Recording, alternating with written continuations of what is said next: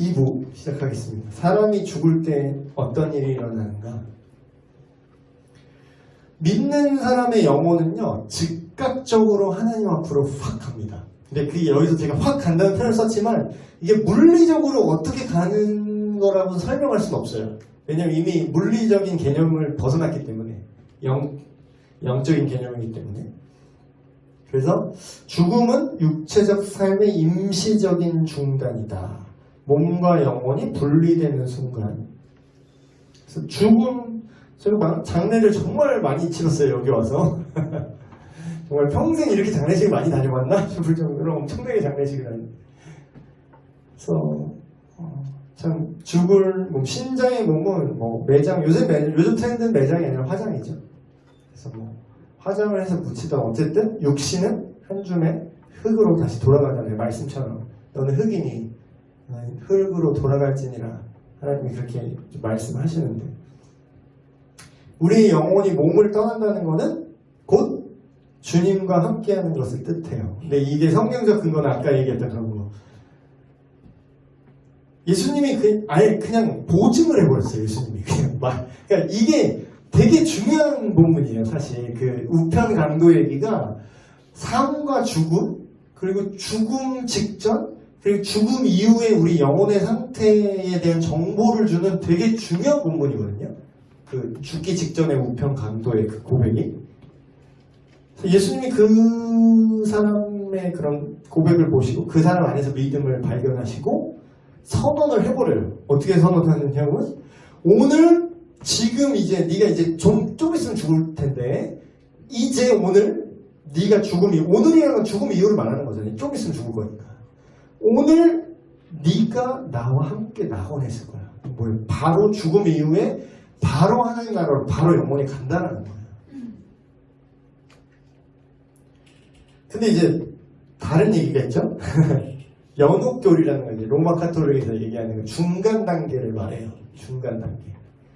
그래서 연옥이 뭐냐면, 신자, 믿는 사람의 영혼이 죽어서 직접적으로 바로 가는 게 아니라 바로 갈 수도 있고, 조금 애매한 애들이, 제가 쉽게 말할게요. 그냥 카톨릭 마인드로 말하면 조금 애매한 애들, 좀 상태 좋고 뭐 순교자라거나 뭔가 믿음의 본을 아주 잘 보인 사람들은 바로 다이렉트로 천국을 하고, 좀 약간 애매한 사람들 있잖아. 우리 집으로 하면 약간 교회는 좀 다니다가 좀 세상도 교회 좀 뜨끔했다, 봉사도 좀 했다가 안 했다가 약간, 근데 뭐 아주 또 나쁘게 살진 않았어. 약간 애매한 애들이 연옥에 간다. 연옥에 가서 그 애매한 죄를 지은 것들을 천국에 들어가기 전까지, 천국에 들어가기 위해서 그 남은 고통을 채워야 된다는 거예요. 연옥이라는 장소에서. 하지만 성경은 연옥이라는 개념 자체를 말하지 않아요. 성경은 그러니까 구원이라는 게 쉽게 말하면 천국에 갈 수 있는 그 자격이 오직 예수 그리스도의 십자가 사역, 그거를 믿고 그걸 받아들이느냐에 달려있다고 말하지, 연옥교리는 거기에 하나를 더한 거잖아. 예수님 믿는 걸 부족하고 그 후에 죽음 이후에 어떤 수행을 통해서 천국에 갈 수, 그러니까 여기도 벌써 자기가 연옥에 가서 내가 고통을 받아야 그게 죄값이 치러진다는 거잖아요. 근데 그거는 뒤집어서 말한 거예요. 예수님의 제사함이 이 사람에게는 불완전하다라는 거잖아요. 전혀 성경적인 생각이 아니죠. 그리고 또 두 번째, 영혼 수면 교리가 뭐냐면 잘못된 얘기입니다. 영혼 수면설을 해서 죽으면은 이제 죽음 이후의 상태를 이렇게 추측한 거예요. 그냥 잠자면은 이제 꿈 안 꾸시면은 그냥 까맸다가 그러니까 필름이 끊어진다 그러죠. 필름 끊어지면 의식이 그냥 끊어지잖아. 잠들면은. 그래서 까맣게 됐다가 그냥 눈 뜨면 의식 돌아오고. 그러니까 죽음 이후에는 그렇게 우리가 의식이 없고 영혼이 이렇게 수면할 거다. 그런 게 이제 영혼 수면설이거든요. 근데 마치 영혼 수면설을 지지하는 것처럼 보이는 구절들이 있긴 해요. 근데 그게 그 뜻이 아니고요. 뭐 죽은 게 아니라 잔다, 뭐 이런 표현 있잖아요. 예수님이 하신 말씀 중에서. 근데 바로 그거에 대한 올바른 해석이 달려있죠, 성경에. 예수는 그의 죽음을 가리켜 말씀하신 것이나 그들은 잠들어 쉬는 것을 가리켜 말씀하신 줄로 생각하는지라. 그럼 뭐예요? 그리고 실제로 다른 성경에도 보면요, 계시록에 보면은 죽은 자의 영혼들이 의식이 있어요. 그래서 순교자들이, 죽은 순교자들이 나와갖고 하나님한테 막 얘기하잖아요. 언제까지 우리의 억울함을 갚아주지 않으시겠습니까? 빨리 가서 이 땅을 심판하십시오 하는 장면이 나와요. 그럼 뭐예요? 영혼 수면설은 틀렸다는 거잖아요. 우리가 죽으면 의식이 있습니다. 우리의 영혼이 의식이 있어요. 아, 이것도 민감하게. 죽은 자를 위해 기도하는 거. 이게 개혁교회, 그러니까 개신교와 카톨릭의 가장 큰 차이점 중에 하나예요, 이것도. 죽은 자를 위한 기도가 없어요, 우리는. 근데 로마 카톨릭은 죽은 자를 위한 기도가 정말 많죠. 그러니까 사람들이 좋아해. 왜냐면 사람들의 아쉬움을 달래줄 수 있거든. 근데 그거는 정신승리예요. 그냥 실제로는 아무런 상관이 없는데 마치 실제로 안 그런데 그렇다고 그냥 우긴다고 해서 그게 실제가 되진 않잖아요. 더 안쓰럽잖아. 보세요. 죽은 자의 영혼이 바로 하나님 성경대로 이해를 하면요, 죽은 자의 영혼이 바로 하나님께로 간다 그러죠. 바로 하나님한테 간 사람을 위해서 우리가 기도를 할 필요가 있을까요, 없을까요? 우리 기도는 해야 돼. 왜냐면 하나님이 직접 맡았으면 걱정이 없어요. 걱정이 없다. 그 사람은 걱정이 없어. 우리 아버지, 돌아가신 우리 아버지는 예수 믿고 돌아가셨는데 우리 아버지를 위해서 내가 기도할 필요가 없어. 우리 아버지가 날 위해서 기도를 하면 모를까? 왜냐면 그분은 이제 하나님 나라에 있기 때문에 문제가 없어. 문제는 내가 문제야. 그러니까 산 사람 기도를 하라는 거예요. 산 사람 기도를 해. 죽은 사람 기도. 반대로 안 믿고 돌아가셨어. 예를 들어서. 그러면 그것도 그것대로 기도할 필요가 없어요. 왜냐면 이미 못 받고. 지옥 가는데 뭐 그거를 형벌을 받고 있는데 그걸 뭐 모를 수가 없어. 이미 늦었어. 그래서 죽은 자를 위해 기도한다는 거는 어느 쪽으로 생각해도 말이 안 돼요. 만약에 지옥에 간 사람을 어떻게 위해서 기도한다, 예를 들어서 그러니까 안 믿는 누구가 죽었는데 그 사람이 너무 지옥에 간 것 같으니까 너무 안타까워서 내가 그 사람의 영혼을 위해서 내가 기도를 하겠다, 이런 개념이 실제로 카톨릭은 있습니다. 있어요. 그래서 면죄부한 거 아니야. 그래서 우리가 기도를 하고 공로를 하고 우리 죽은 삼촌 너무 안타까워요. 그래, 그러면 면죄부를 사라. 그러면 너의 삼촌의 영혼이 구원받을 것이다. 이제 독사운드죠? 그래서 종교개혁이 이러는 거잖아요. 말도 안 되는 소리로 돈 장사하니까. 죽은 자를 위해서 기도하는 건 의미 없습니다. 불신자의 영혼은 즉각적으로, 반대 대조되죠. 믿는 자의 영혼은 죽음 이후에 즉각적으로 하나님을 만나고요. 불신자의 영혼은 즉각적으로 영원한 형벌로 들어가요. 예수님이 얘기한 이 거지와 부자 나사로와 부자와 거지 나사로의 이야기, 그냥 바로 지옥 가고 바로 천국 가잖아요. 뭐 중간 과정 이런 거 없어요. 바로 고통받고 있고 바로 천국에서 안식하고 있어요. 성경은 죽음 이후의 정보에 대해서 이렇게 얘기하는 거죠. 그래서 근데 또 이렇게 생각하면 사람들이 좀 자기 생각대로 성경을 항상 봐. 자기 생각에는 이렇게 생각하는 거죠. 아니, 살아생전에 혹시 예수님을 믿을 기회가 없었지 않았을까? 아무도 그 사람한테 복음을 안 전했으면 그 억울한 거 아니야? 막 이러면서 괜히 막 세종대왕은, 그럼 세종대왕은 구원받았어? 막 이런 거, 괜히 언제부터 세종대왕의 구원에 그렇게 관심이 있었다고 막 역사적 위인들 다 갖다 붙이면서 기독교 깔려고 하는 사람들 있잖아요. 뭐 이순장도 지옥에 있겠네 막 이러면서. 아니, 너나 생각하라고. 세종대왕인데 이순장이든. 근데 저는 약간 좀 새로운 도발적인 얘기를 하려고 해요. 근데 여러분 세가족반이에요. 예를 들어서 여러분 학생들이 여러분들 질문하는 거예요. 새로운 교회 방문자가 이렇게 막 물어보는 거예요. 여러분한테 선생님 여기 교회 좀 다니셨으니까 여기 있을 거잖아요. 제가 궁금한 게 있냐 하나 물어볼게요. 그 예수 안 믿으면 그럼 지옥 가는데 그러면 우리 조선시대에는 예수가 없었잖아요. 우리는 예수가 전부 안 됐을 거잖아요. 조선시대에. 그러면 세종대왕도 그 위대한 세종대왕도 지옥 갔겠네요? 지옥 갔나요? 시험거리가 되는 질문을 던지는 거죠. 이순신, 그 위대하신 이순신이라고 우리나라를 수호하신 그 킹, 갓, 제네럴, 엠퍼러 뭐 어쩌고 막 다니던 풍무공 어쩌고 막 다 붙이잖아. 좋은 거는 다 붙여서. 그 정도로 우리나라 이순신 장군은 거의 부러가 없죠. 그냥 다 보죠.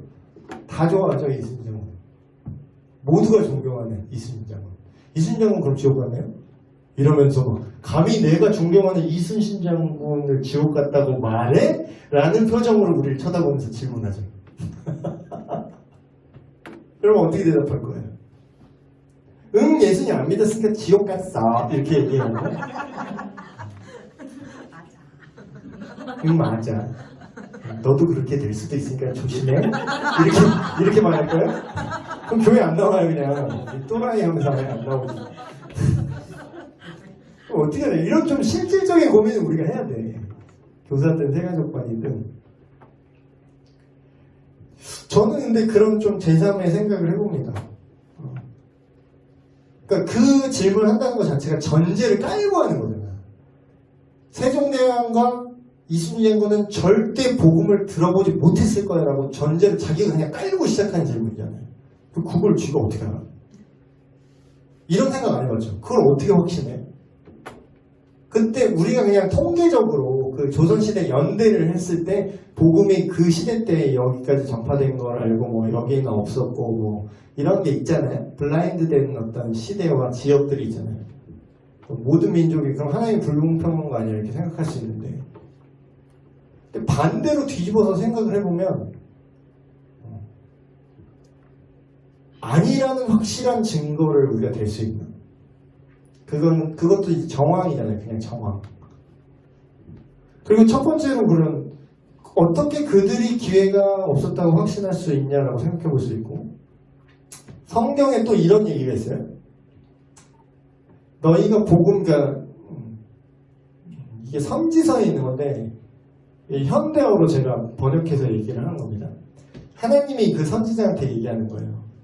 너희가 복음을 전하지 않을 경우 그들은 그들의 죄 때문에 죽으려니와 나는 너의 손에서 그들의 핏값을 찾을 것이다. 그럼 이게 뭔 말이에요? 우리가 안전했으면 못 들었으면 그럼 살려줘야 되잖아. 복음을 못 들었으면 살려줘야 되잖아. 억울하잖아. 그냥 죽이면. 근데 살려준다는 말을 안 해요. 뭐라고 하죠? 그들이 죽는 것도 그들의 죄 때문이야. 이렇게 얘기해요. 그러니까 이거를 답을 굳이 우리가 내릴 필요가 없어요. 이런 거는. 아까 그 장례식에서 말하는 거랑 똑같은 관점이에요. 세종대왕이 지옥 갔는지 이순신 장군이 지옥 갔는지 그걸 우리가 확정해서 말할 필요도 없어요. 정답은 모른다예요.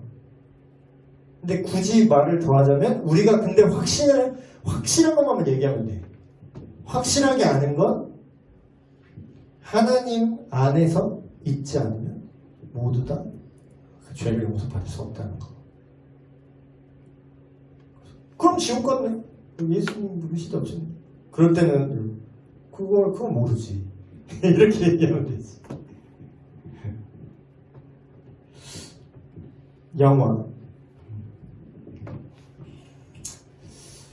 영광스럽게 변화됩니다. 그리스도께서 우리를 구원하셨을 때는 우리 영혼만 구원한 게 아니에요. 우리 몸도 구원하신 겁니다. 육체 또한. 그래서 부활한 새 몸과 영혼이 결합되는 단계. 그러니까 이거를 우리가 사도신경에 고백하는 그거 있잖아요.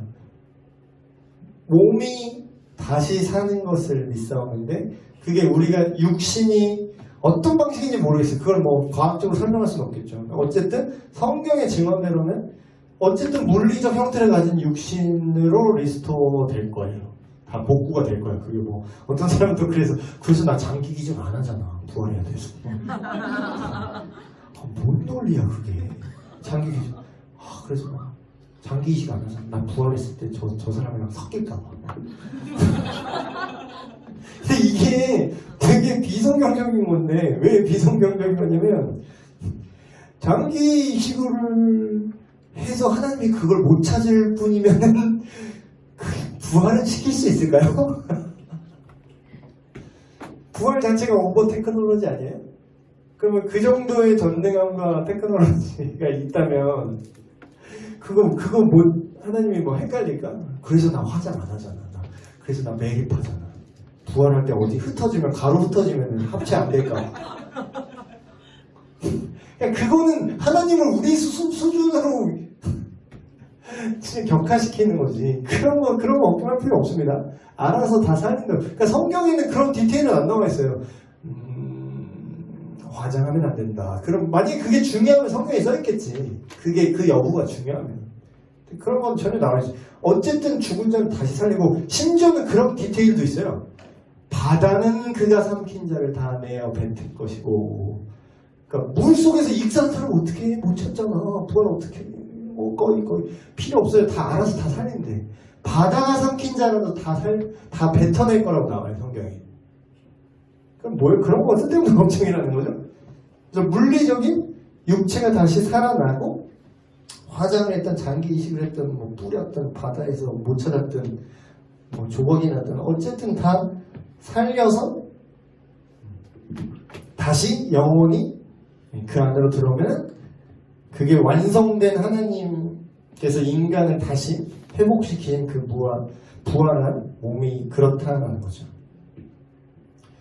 그래서 이게 그냥 근거 없는 상상이 아니라 이것 때문에 사실 부활이라는 거는 되게 복음의 내용에 포함됐습니다. 성경에 막 그런 뒤에 뭐 사도행전 이런 거 보면은 예수가 다시 살아난 것과 몸의 부활을 전하는 자들이로라 이런 말이 나와요. 부활을. 그럼 뭐예요? 근데 이게 되게 생소하잖아요. 사실 되게 생소해. OX 퀴즈 하니까 다 아니에요. X에 갈 때니까 애들이. 그게 말이 돼요 하면서 내가 OX 사도신경 지금 외워봐. 니네 다 외우냐 외워봐. 몸이 다시 몸이 다시 사는 것과 지들이 외우면서도 그걸 몰라. 몸이 다시 사는 것과 이래. 근데 그게 우리의 어떤 뇌피셜이 아니라 우리의 추측이 아니라 성경적 근거가 있는데 아담 안에서 모든 사람이 죽은 것 같이 그리스도 안에서 모든 사람이 삶을 얻으리라. 그러나 각각 자기 차례대로 되리니 먼저는 첫 열매인 그리스도요, 다음에는 그가 강림하실 때 그리스도에게 속한 자요. 이게 앞에 말한 모든 사람이 삶을 얻는다는 게 단순한 어떤 은유적인 표현이 아닌 게 순서를 얘기해요. 그러면 이거는 그냥 우리 삶을 주실 거야, 우리에게. 그런 어떤 뭉뚱그려진 삶의 개념이 아니라 차례가 있다라고 얘기하는 거 보면 실질적인 생명에 대한 얘기를 하는 건데, 첫 번째가 그리스도라고 말하는 건 예수님께서 첫 번째로 부활을 하셨죠. 그걸 얘기하는 거예요. 그러니까 몸의 부활에 대한 확실하게 얘기하는 게 있다는 거죠. 그리고 바울도 이렇게 얘기해요. 모든 그리스도인이 전부 다 죽을 것이라고 말하지 않고, 이게 되게 특별한 건데, 일부는 그리스도가 다시 오실 그때 살아있을 수 있다고 말해요. 근데 이제 아까 제가 얘기했던 예수님이 했던 알쏭달쏭한 말씀 있죠. 나를 믿는 자는 죽어도 살겠고 살아서 나를 믿는 자는 영원히 죽지 아니하리라 이렇게 얘기하셨어요, 예수님이. 근데 난 살아서 믿었는데 왜 죽어? 모든 그리스도인들은 이거 거짓말인가 생각을 해봤던데, 예수님이 만약에 재림 시에 이걸 적용하면 이 말이 너무 정확하게 들어맞아요. 나를 믿는 자는 죽어도 살겠고, 우리가 수많은 장례식에 가서 크리스찬 장례 예식을 할 때 하는 말이죠. 지금 우리 곁을 떠나지만 다시 부활할 것을 우리 믿습니다. 왜냐하면 우리가 예수 그리스도 안에 있었음을 알기 때문입니다. 그분이. 그럼 뭐예요? 우리 사랑하는 고 정성훈 집사님은 지금 돌아가셨지만 뭐예요? 죽었지만 다시 산다는 거예요. 나를 믿는 자는, 예수를 믿는 자는 죽어도 살고 살아서 나를 믿는 자는 영원히 죽지 않니라. 이거는 뭐야? 재림시 한정이에요. 예수님이 재림한 시점에 언제는 있을 거 아니에요. 인류가 있을 거 아니야. 그때가 언젠지는 모르는데 일단은 내가 살아있는데 그 날이 와버렸어. 그럼 나는 죽을 필요가 없어요. 그때 예수님이 오실 그 시점에서 예수님을 믿는 사람들은 죽을 필요가 없어요. 그냥 그대로 그냥 변화되는 거예요. 그러니까 제가 농담으로 막 얘기해요. 천국에서 진짜 좋겠다. 천국에서 거들먹거리고 하나 생겼겠다.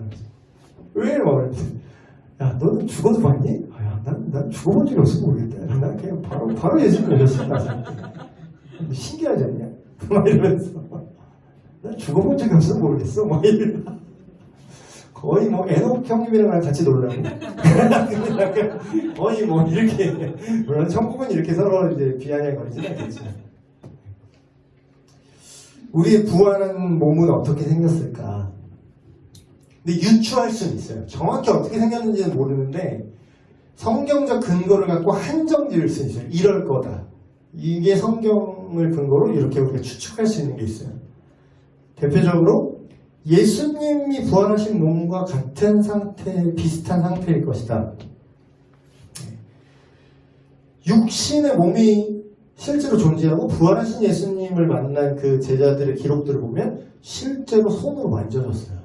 그 얘기는 뭐냐면 그냥 영혼만 살아나서 영혼만 이렇게 천국에서 이렇게 링 달고 이게 아니라 실제로 육신을 갖게 된다는 거예요.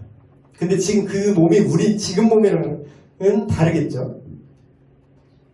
그래서 썩지 이게 되게 중요한 구절인데 죽은 자의 부활에 대한 구절인데 죽은 자의 부활도 그와 같으니 썩을 것으로 심고 썩지 아니할 것으로 다시 살아나며 욕된 것으로 심고 영광스러운 것으로 다시 살아나며 약한 것으로 심고 앞에 나오는 거는 그냥 지금 우리가 사는 이 생명을 말하는 거고 뒤에는 부활을 얘기하는 겁니다. 강한 것을 다시 하며 육의 몸으로 심고 신령한 몸으로 다시 살아나니 육의 몸이 있은즉 또 영의 몸도 있느니라. 여기서 육의 몸은 지금 우리의 몸 상태고 영의 몸은 부활한 새 몸이죠. 근데 이걸 하나하나 설명을 해볼게요. 썩지 않는데요. 이 부활한 몸은. 그럼 이 개념으로 봤을 때 우리가 뭘 유추해 볼 수 있느냐? 닳지 않고 늙지 않고 질병이 없는 완전하게 건강하고 영구적인 육체가 될 거라는 거죠. 영구적인. 실제로 노화라는 개념 자체가 늙는 거, 그게 죄로 인한 생명에 제한이 생긴 거잖아요. 그래서 그 자체가 정상적인 게 아니라고 제가 말씀드렸죠. 그렇기 때문에 부활한 몸은 뭐다? 늙는다 안 늙는다? 안 늙어요. 영원히 젊을 것이다. 그러나 동시에 성숙한 성격을 가진. 그래서 이제 부활한 몸을 이렇게 상상도를 하면은 그 사람의 가장 젊은 때일 거라고 봐요. 물론 이제 정말 이렇게 생겼는지는 모르겠어. 어쨌든 늙은이 몸은 아니야. 이런 몸은 아니야. 부활한 몸.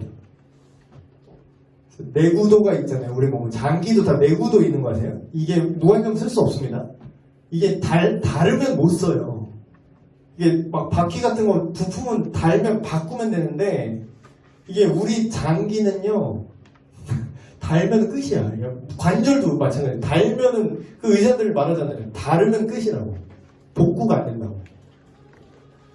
그래서 그렇지만 부활한 몸은 그럴 것이다. 또 영광스러운 몸이라는 무슨 뜻이냐? 이거랑 반대되는 개념이 불명예죠. 망신, 치욕, 매력 없는 상태, 불명예스럽다. 그러면 이거는 쉽게 말하면 부활한 몸은 매력적이고 아름다움과 함께 공존하는 영광스러운 몸이다. 부활한 모 목사님이 막 이렇게 농담처럼 얘기해요. 내가 지금 머리가 벗겨졌지만 내가 부활하기만 해봐라 이거 다 날 거야. 나 너무 웃기더라고. 아니 근데 그게 신빙성이 있어. 일단 노화가 없잖아요. 이게 젊은 몸일 거 아니야. 그리고 그럼 못생긴 몸이 아니라는 거야. 되게 물론 미의 기준이 천국의 미의 기준이 우리의 미의 기준과 다른지 어떨지는 내가 그건 모르겠는데. 네. 근데 이제 미의 기준이라는 게 기본적인 그런 기준이 있어요. 그런 좌우 대칭이라든지 비율 같은 게 있긴 해요. 뭐 그게 뭔지는 잘 모르겠고, 부활한 몸은 어쨌든 부활한 몸을 우리가 서로 천국에서 딱 만났을 때 이렇게 못생겼니? 이런 감정을 느낄 수는 없을 거라는 거죠. 서로가. 그리고 강한 것으로 다시 살아난다. 완전한 처음 하나님의 설계대로의 실질적인 능력, 이거는 지적 수준과 지적 능력과 피지컬 모두를 포함합니다. 원래 기본 설계에 다 몸을 다 못 쓰는 거 아세요? 실제로 운동 역학이나 그리고 뇌과학자들이 이렇게 계속 연구를 하면 인간의 뭔가 봉인되어 있는 느낌이래요. 신체 능력 자체가. 이거를 출력을 더 높일 수도 있는데 그러면 몸이 버티지를 못한다는 거야. 그래서 몸이 무의식 중에 야, 더 이상 힘쓰지 마. 더 이상 힘쓰지 마. 이렇게 제한 같은 걸 걸어놔요. 마치 리미터 걸린 것처럼. 속도 제한 걸린 것처럼. 근데 그 얘기는 뭐예요? 그러면 그 제한이 해제될 수도 있을 거라는 얘기죠.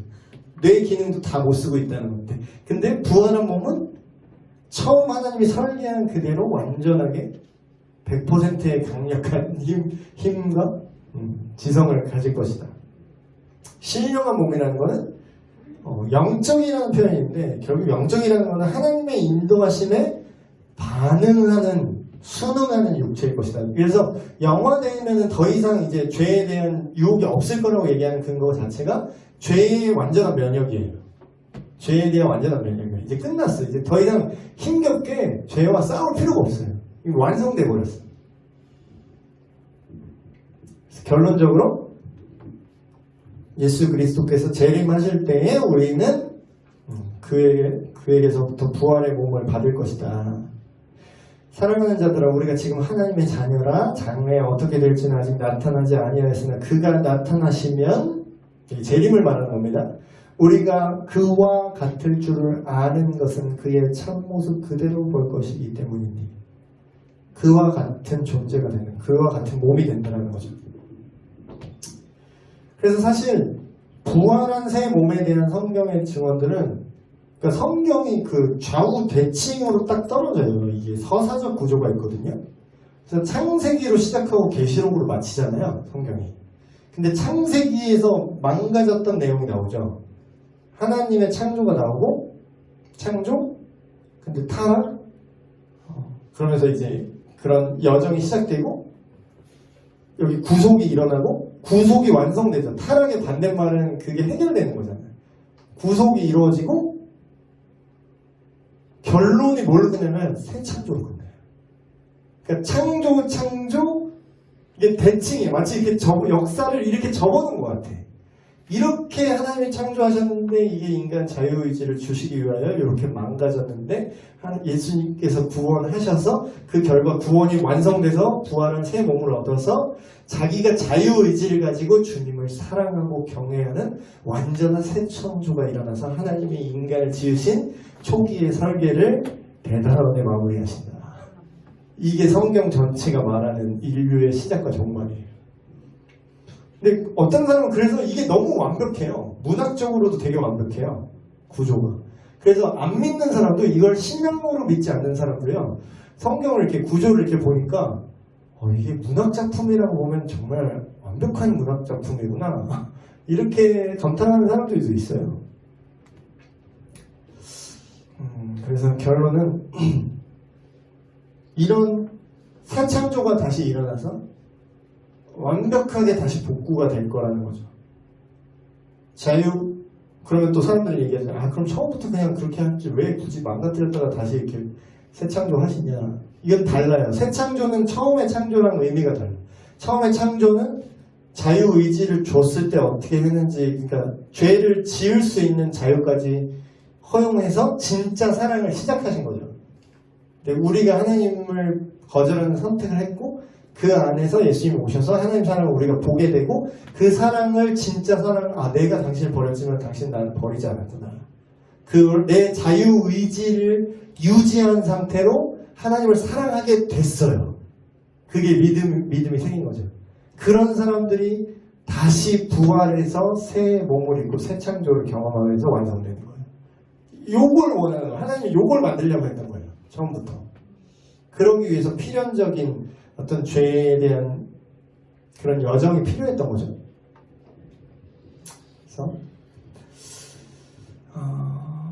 하는 죽음을 우리가 어떻게 바라볼 것인가, 그리고 죽음의 중간 상태가 과연 어떤 느낌인가, 어떤 과정인가, 그리고 마지막에 부활한 영화로운 상태가 무엇인가에 대해서 얘기를 했습니다. 근데 이게 우리가 믿는 사람도 이 세계관 안에서 생각을 하셔야 돼요.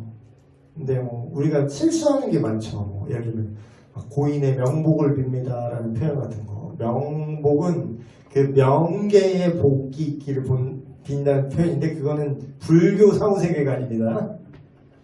그러니까 우리가 뭔 뜻인지 모르고 잘못 말하면 그게 안 되고, 그래서 죽음 이후에 이걸 알면 인간은 귀신이 되지 않는다는 걸 알죠? 왜냐면 중간에 이 세상에 떠돌 수가 없어요. 인간의 영혼은 이승을 구천을 떠돌 수가 없습니다. 그거는 근거가 없잖아요. 무슨 근거로? 전설의 거야? 어디 무슨 역사적 근거가 있어요? 그거에 그거는 그냥 전통이잖아요. 근거는 없는. 근데 우리가 죽음과 죽음 이후의 어떤 인간 영혼의 상태라든가 거기에 대해서 객관적이고 실질적인 정보들을 성경은 제공하는데, 물론 완벽하게 제공하지 않지만 분명하게 아는 만큼, 알 수 있을 만큼은 제공하는 거죠. 요만큼은 우리가 알 수 있는데, 그래서 기독교인이 제사를 안 하는 이유가 이거예요. 이 세계관을 우리는 믿거든. 그러니까 믿는 사람이 죽으면 귀신이 되지 않고 귀신은 그냥 원래 별도로 존재하는 애들이에요. 타락한 천사들이 악마와 귀신이고, 인간은 귀신이 될 수가 없어요. 인간은 그냥 지옥에 있거나 천국에 있거나 둘 중에 하나예요. 그러니까 조상 제사를 해야 돼 말아야 돼. 우상 숭배가 아니더라도 그 자체가 이미 성경적인 개념이 아니에요. 그러니까 아닌데 왜 그걸 거짓말로 그건 우리가 이렇게 할 수는 없잖아. 네, 근데 그들은 그걸 믿으면 이게 갈등이 벌어질 수밖에 없는 거죠. 그래서 최대한 젠틀하게, 그래서 내가 맞다고 해서 그걸 휘두르는 게 다 맞는 건 아니죠.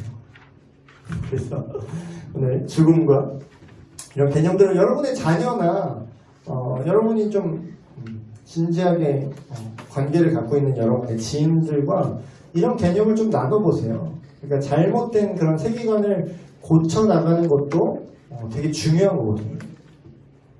그래서 그런 다른 타종교의 세계관이나 어떤 무속적 세계관, 신과 함께 막 이런 거 재미는 있어. 근데 그게 팩트는 아니잖아. 근데 사람들은 되게 무의식 중에 그게 그럴 거라고 생각을 하게 돼요. 그런 미디어에 노출되면.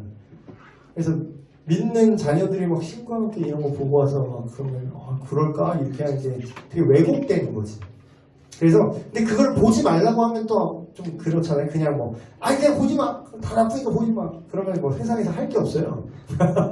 그러면 또 그냥 반감만 사니까 그냥 그걸 보되 오히려 같이 보고 나서 이게 성경은 이렇게 말하는데 이게 사실이 아니라 이렇게 그런 얘기를 한다거나 그런 시간을 가지면 참 좋을 것 같습니다.